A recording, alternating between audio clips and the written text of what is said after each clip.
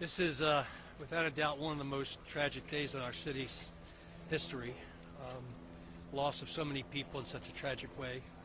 I don't have much more to say than please keep all these folks, and especially these children, in your prayers. Losing so many kids is just devastating. So I want to turn it over to Deputy Commissioner Murphy for the details on the incident, and again, keep these babies in your prayers.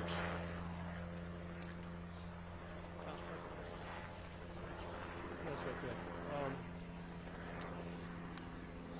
To say he had a loss of words is an understatement. As the mayor said, this is like just punch you in the gut. I mean, the children, people in the community, it's just tragic. I'm just, I don't know what to say. This is just so sad.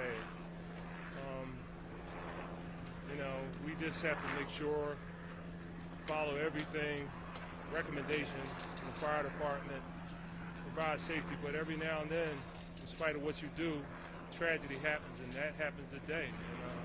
We're just praying for the family, praying for the block, praying for everybody involved, and I just want to thank Mayor, Philadelphia Fire Department, Police Department for their response. We'll have to get through this another tragic day and very difficult couple of years. What did happen? How did this happen? Well, I believe that the fire department, and the police are going to give you a scenario, let them do what they do. But God bless everyone.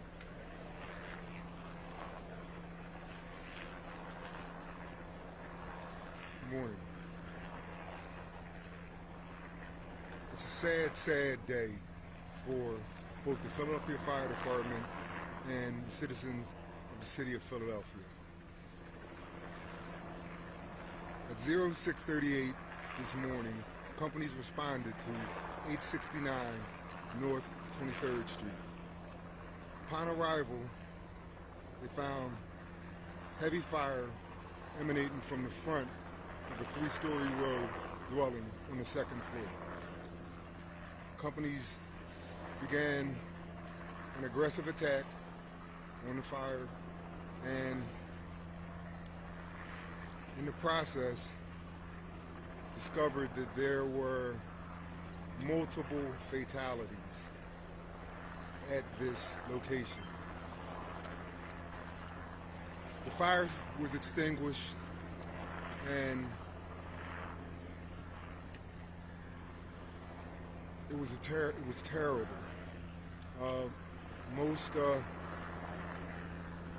I've been around for 35 years now, and this is probably one of the worst fires I've ever been to. We are working with the fire marshal's office. We plan on and intend on getting a cause for this fire. We plan on getting to making sure that this tremendous loss of life did not happen in vain.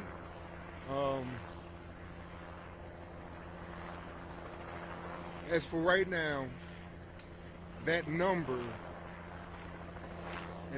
is dynamic because there's still an ongoing recovery effort inside via the fire marshal and the ATF. And that number sits right now at 13.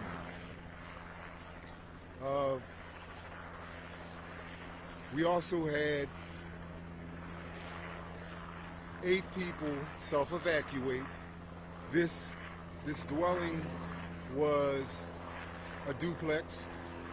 The first floor had the first floor and the rear of the second floor, and the second floor had the front of the second floor and the third floor.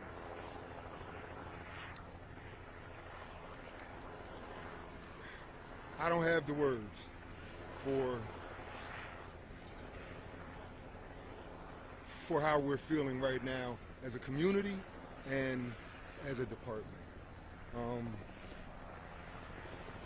We also transported Philadelphia Fire Department EMS transported 2 other occupants to one to Children's Hospital, obviously a child, and then the other to Temple University Hospital. So as of right now, the fire marshal, along with the ATF, like I mentioned before, are in the process of doing a thorough investigation of this terrible event. Do you have evidence of smoke detectors in that building or fire safety equipment? There were 4 smoke detectors in that building, and none of them operated. None of them operated at all. Can you confirm this was a PHA, Philadelphia Housing Authority owned home? Absolutely, it was. Are you aware of any inspections by the Philadelphia Housing Authority? When were those inspections? Sure. So there was an inspection done by the Philadelphia Housing Authority in 2019. When they went out in 2019, they installed 4 smoke detectors. And there was another inspection in 2020. And when they went out at that time, they installed 2 smoke detectors. 2 more? 2 additional Two ad- smoke detectors? two ad- So at 2020, you had 6 working smoke detectors during that last inspection? According to PHA, yes. They hardwired smoke 13 detectors. were passed away. How many were children? And how many were adults? Can you break down? Walter, remember that number's dynamic right now, but as of what we know, 7 children. Now, how many, are you aware and have you got a number of how many people were actually living in these 2 units? So, and this number's preliminary as well. Understand.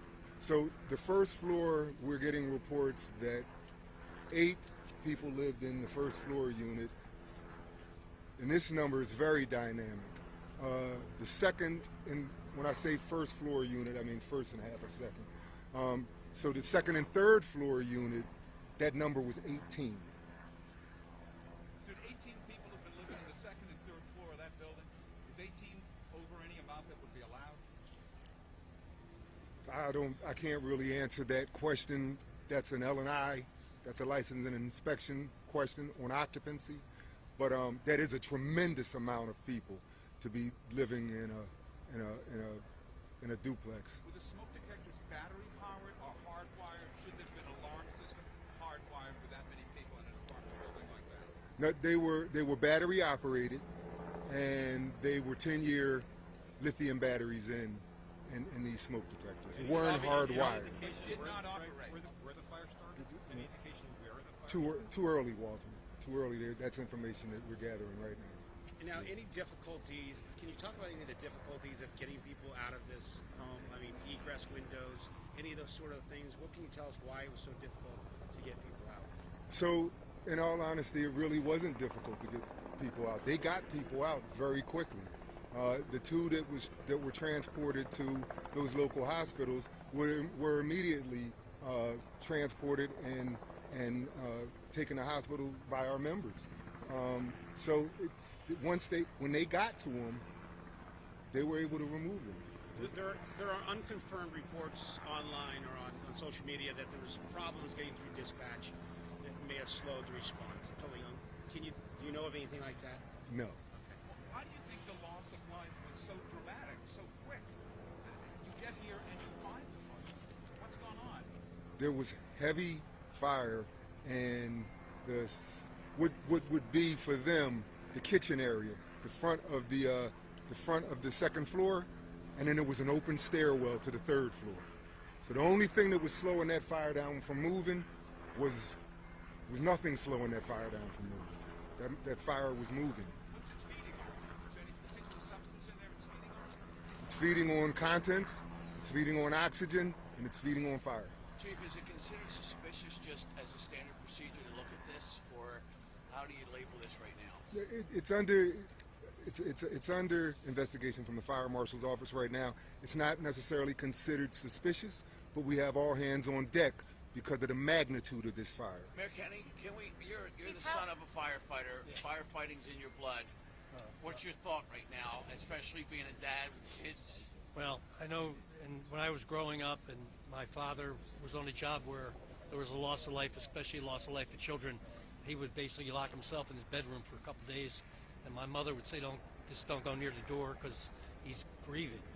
So I think that all of our firefighters, our police officers, our first responders, many have children, and look at these children and these folks the way they look at their own families, and are absorbing this and trying to deal with it.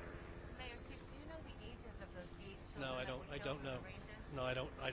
Not yet. Not yet. Mayor, what's your view that this is public housing? Yeah, I mean, where this has happened. City obviously doesn't run PHA, but the other thing too is you talk about the number of people in the house. Sometimes it's better for people to be indoors than on the street. So know the circumstances of each and every family, and maybe there were relatives or people that needed to be sheltered. I mean, and obviously the tragedy happened, and we all mourn for it. But we can't make judgment on the number of people living in a house because sometimes people just need to be indoors. Obviously, there was a problem with the smoke detectors, however. They did not operate at And then the ATF and our people will figure that out and make recommendations and issue a report. But Chief, do you know how many exits there were of that house besides the front door? Is there any other way to get out? If you can step up to the... So other than the front door and the rear entrance, because of the odd configuration of the house, all I know of is 2 exits. You said there were smoke detector inspections in 2019, 2020. Why was there no inspection in 2021? That's I wouldn't have the answer. So let me be painfully clear that we're in the process of investigating this to the highest level that we can. We're incorporating all of our resources, both citywide, the Office of Emergency Management, PECO, the gas company, all our partner agencies are involved in finding out as much as we can about this fire. Other than that, we are having our fire marshal investigate this. And right now, that's all the information that we have right now. Where were the majority of the bodies? That's under. Speak to that at all? I really can't. Chief, I can really you walk can't. us through the recovery, like when you came on the scene, what firefighters saw? So they're in the process. They were in the process of extinguishing fire, and I can't go into details. Yeah, they were in the process of extinguishing fire. At this time, One more question. Is the ATF the lead, fire marshal the lead? Who's the lead in terms Philadelphia Fire Department Fire Marshal's Office. of the lead? All right. Can you Well, give us thank some- you. We'll be updating everyone soon.